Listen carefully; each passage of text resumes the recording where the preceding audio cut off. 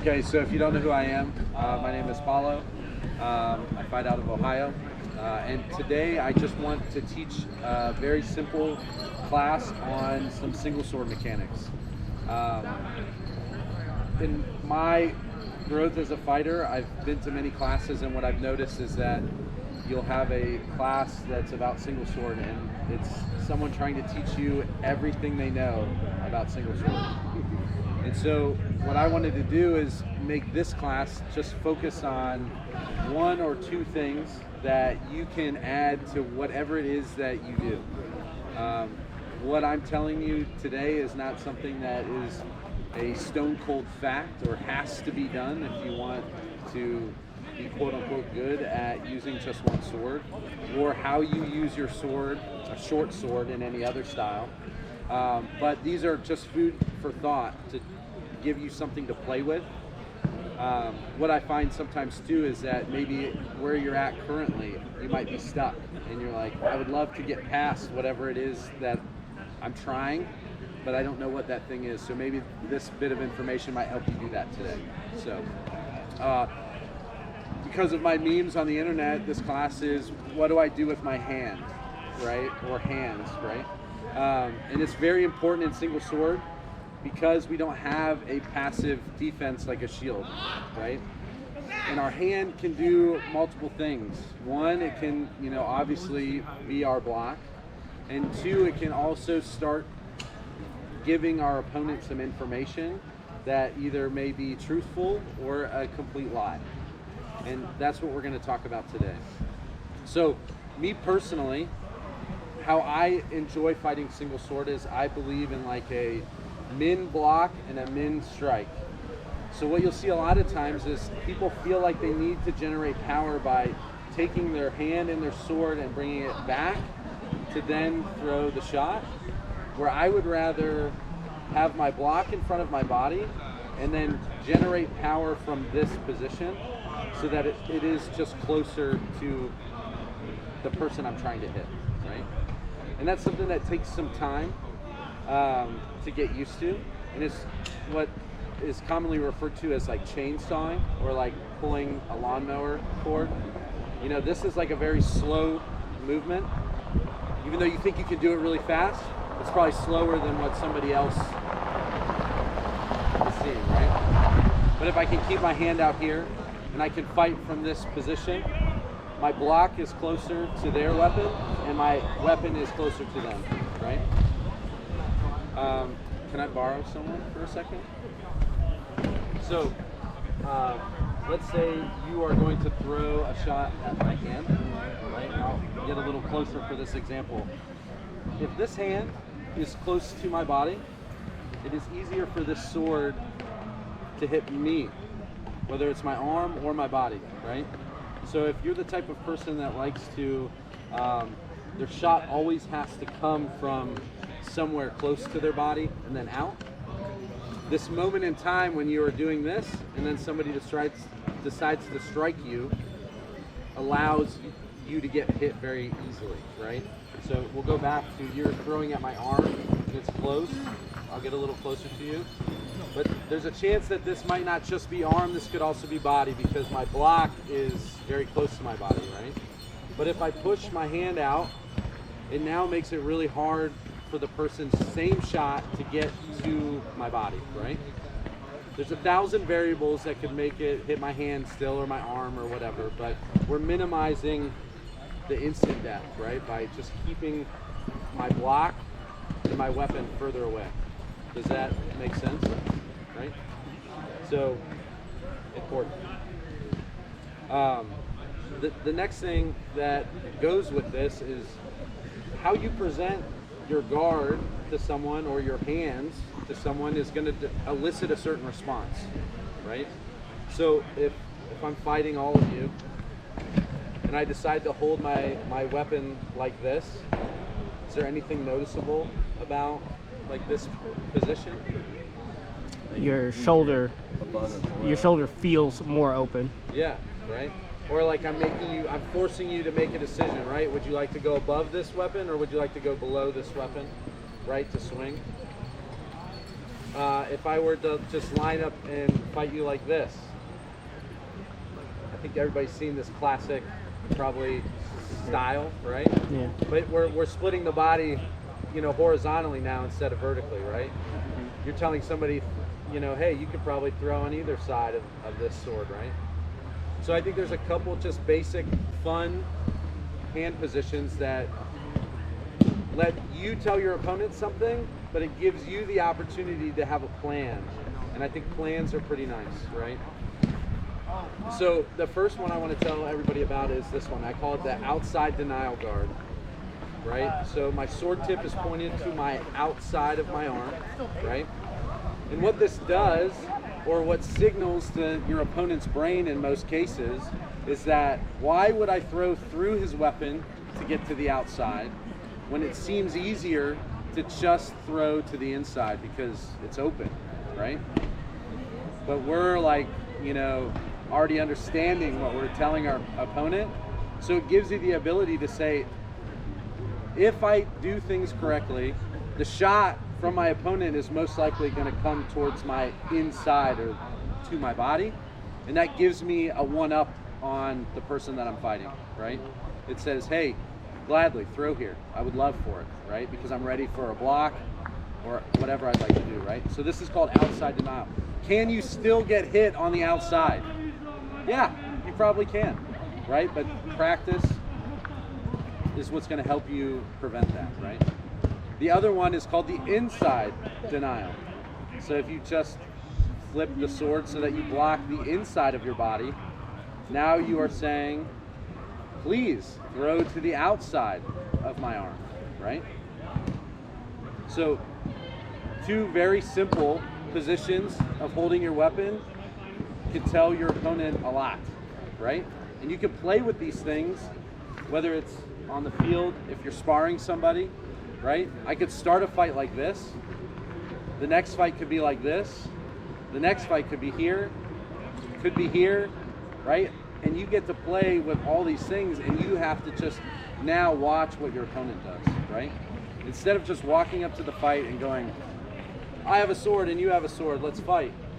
It's now, hey, I'd like to fight, but I'd really like for you to throw here because I know how to deal with that, Or, hey, I'd like to fight, but please throw here because I know how to deal with that, right? So you're now starting something subconsciously, and maybe your opponent doesn't even know.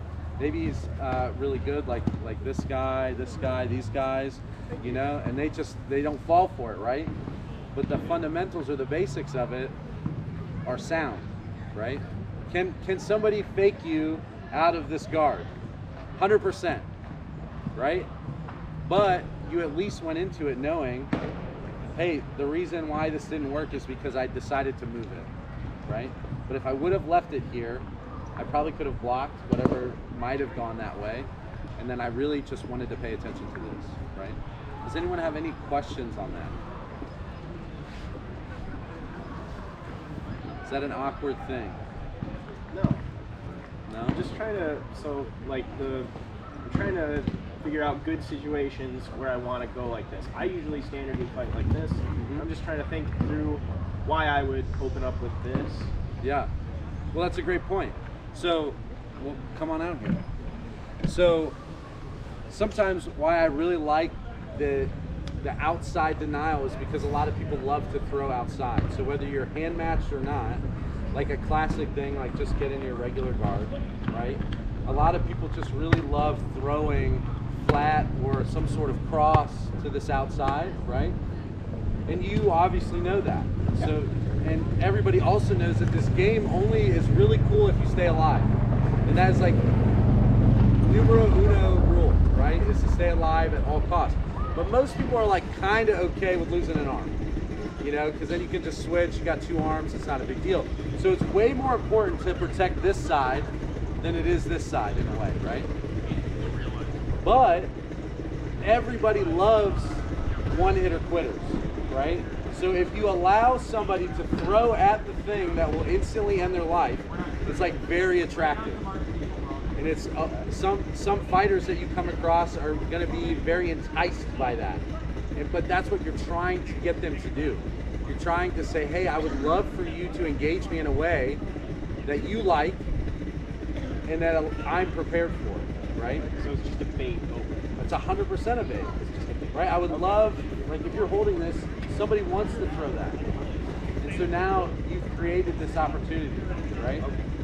By doing really nothing but just holding your sword there, it's just seeing what the person will do. And everybody's different, right? Some fighters might say, you know what, I can see it's a bait. I'm not gonna throw at it, but I might fake at it to get them to move, to then get my outside, right?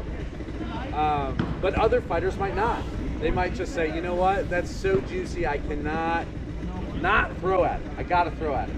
But that's great, because you're saying, awesome, I know what to do, right? Would anybody like maybe want to know some like maybe primary returns to these different actions? Yes. Yes.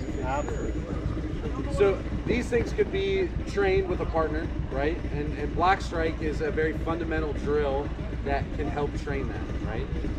But for instance, if I was going to show an outside denial to someone, right, and open the inside, I'm hoping that the shot comes this way. It can come towards the inside of my hand, or it can come to my body. But in my head, I'm prepared to block it because of my forward guard, right? So again, if my hand is back here, it's very hard to catch up to this distance, right? Easier for him to hit my body. I have to make a lot of movement. But if my hand is already out here, I don't have to move it as far to block it. Does that make sense? Mm-hmm. So I'm denying the outside lane. I'm prepared for this shot to come, to push it out. And it now gives me access to his inside body, right? That's the fastest thing that I could probably hit. Yes, I could probably throw like a wrap to his arm, but if I push this block out, I can literally step and now hit his body, right? So that's like what I would practice with a friend, is we would block strike, we would pick some target locations, but I would practice this block. Most people are gonna return to guard if they don't land, and it gives me the opportunity to throw this way. Now, if you're training with a partner, it gives you the ability to also do what you just did. If you know that the return is gonna be in that direction, well, now you can be prepared to block for that, right? If you go to an inside denial, the classic, like I said earlier, is somebody's gonna throw to this outside, right? They're seeing the arm, they wanna hit the arm. That's what you're showing them. Well, the classic return would be back to the arm, right? Does that make sense? And if it doesn't, I mean, please ask. And the reason these things have become like what we call a primary return is it's the simplest action to respond to something, right?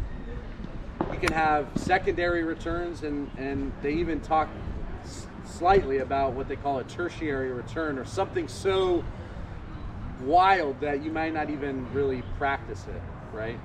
But it could be a thing, you know? You know, for instance, if he's showing this inside denial and I throw to his outside, I might think he might come back here.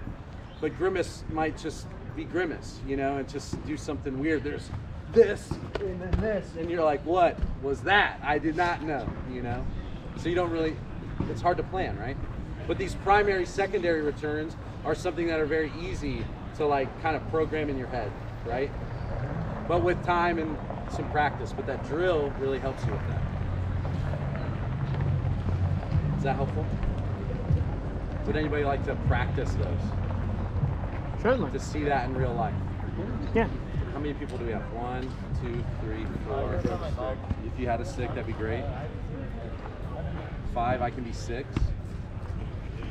But we'll just set up some basic block strike, and then we're just going to let you kind of experiment with the difference in guard, right? And then being able to throw to that specific guard, right? Okay. Single sword is just a fundamental activity for other styles, whether you're fighting two sword or whether you're fighting with a shield, right? So these hand positions are totally viable with a shield in your hand, right?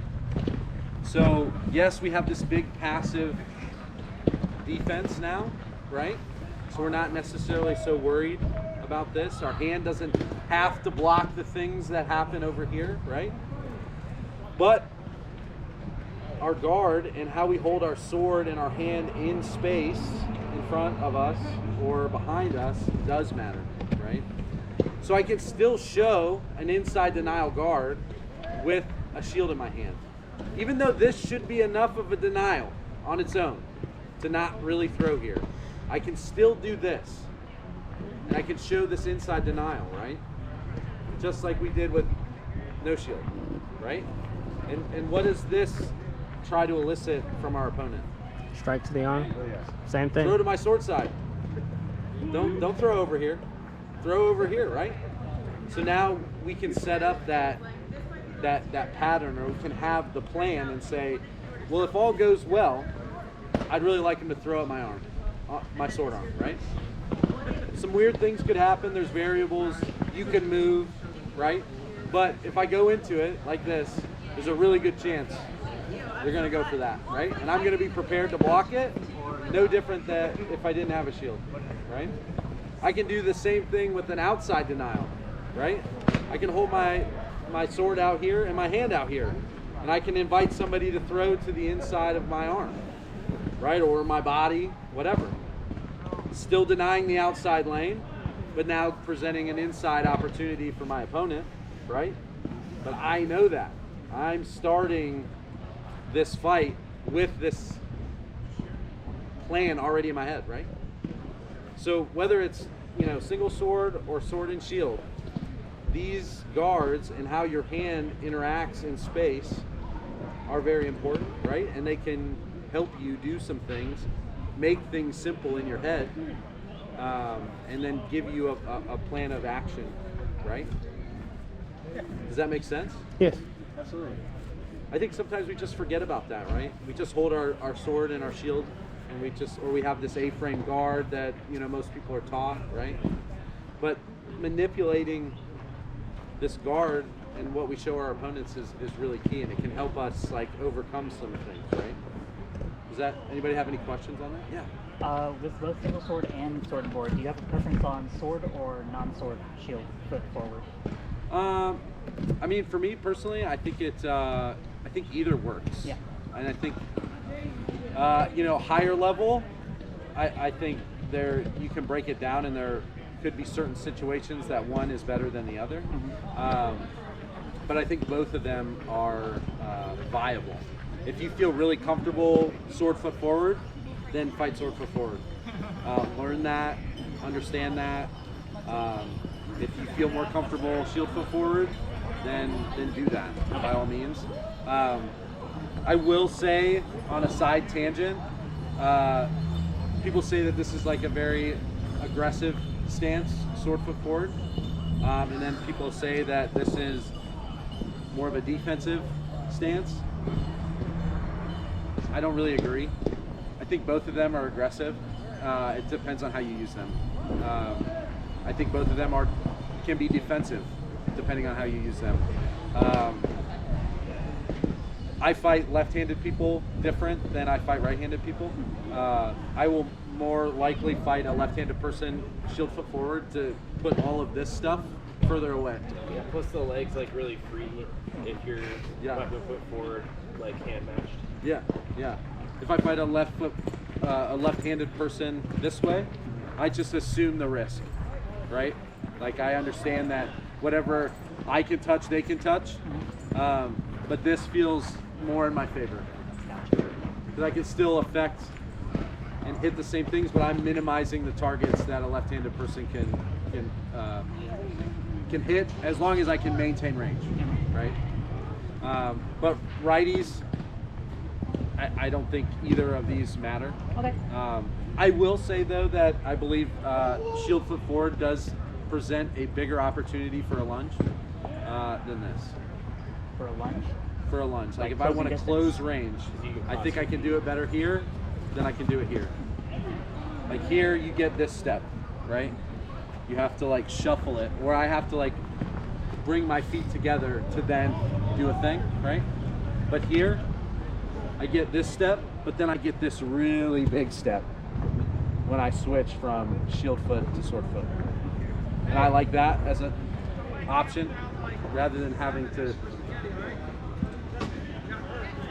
do this, right? So, food for thought. Any other crazy questions? Thank you. I hope that you can add some of these things into whatever it is that you do. Again, they're not must-haves. You don't have to do them. You don't have to think about it that way. But if it does help you, awesome. If you have questions or you want to spar later, let me know. This guy has a Knight's Trial at 3, so he'll match you if you want to find him single sword. And then you can give him some practice.